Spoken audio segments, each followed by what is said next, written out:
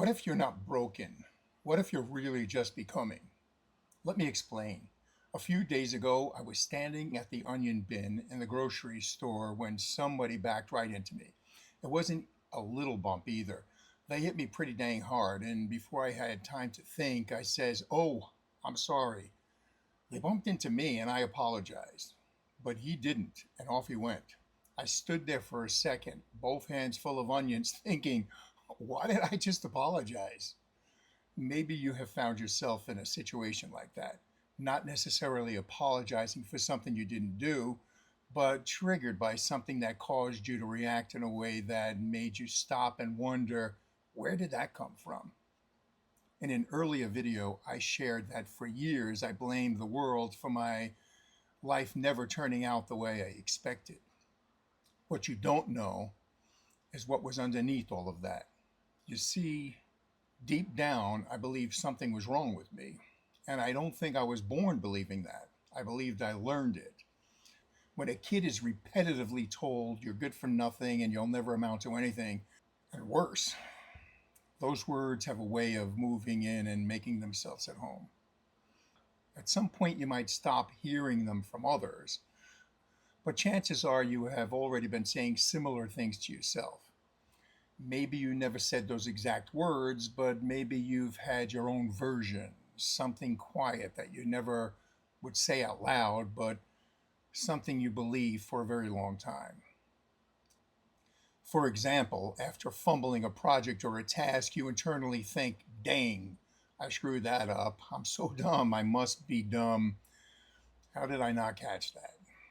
At some point, we even stop questioning whether it's true because life keeps showing us it is true. That's a real human response on autopilot. Standing there in the grocery store, I realized something. That apology wasn't me, it was my personality. I believe it was an automatic protection response. Interesting enough, psychology has been studying this for decades. Researchers have found that experiences, especially repeated emotional experiences, can create automatic patterns that operate outside our awareness. What once helps us cope can continue long after the original situation is over. The way I explain it is that somewhere along my journey, apologizing helped me stay safe. It made people less angry. It made the room feel calmer. Maybe it helped a young guy avoid another fight, another argument. It worked, so I guess I kept it, even when I didn't need it anymore. I believe we all do some version of this, and that's okay. And before you start thinking something's wrong, you should know that these reactions don't mean you're broken. They mean something inside us learned how to survive. While contemplating this situation, here's what I keep coming back to. When a smoke detector goes off, we don't usually get angry at the smoke detector. Now, full disclosure, the sound the sound causes panic, so I've ripped a few out of the ceiling over the years, but I never blame the smoke detector for going off. It was doing exactly what it was designed to do, send a warning, sometimes at the wrong time, and mostly because it was a little too sensitive to the creative cloud of smoke I created while cooking. But it wasn't broken. It's protecting me. Perhaps we need to treat ourselves the way we treat our smoke detectors. No, not rip it out of the ceiling. But when one of our old survival strategies goes off, instead of seeing it as a character flaw, let's recognize it for what it really is. Not evidence that something is broken, but evidence that we have learned to adapt. Psychology gives us a way to understand this. When a behavior repeatedly helps reduce fear, tension, or conflict, we're more likely to use it again. Eventually, that response can become almost automatic. The brain isn't stopping to ask, do I still need this? It just acts. Now let's clear up the word becoming. Becoming isn't about becoming someone else, it's about becoming more aware, becoming more compassionate with yourself, becoming someone who notices the old survival strategies and gently chooses a different response. Not because the old strategy was bad, but because you no longer need it to survive. Let me ask you something. If your best friend sat across from you and said, I still catch myself triggered by things I don't know how to control, would you judge them? I don't think you would. So, why do we speak to ourselves in a way that we would never speak to somebody we love?